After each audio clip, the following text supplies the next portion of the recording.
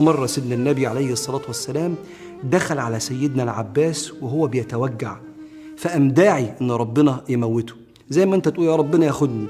فقال النبي صلى الله عليه وسلم: يا عباس يا عم رسول الله، لا تتمنى الموت، إن كنت محسنا تزداد إحسانا، يعني لو عشت إلى إحسانك، وإن كنت مسيئا فإنك تؤخر حتى تستعتب، يعني ما تدعيش إنك تموت، لو عشت يبقى إحسان على الإحسان، ولو كنت مسيء خليك عايش عشان تتوب، فلا تتمنى الموت.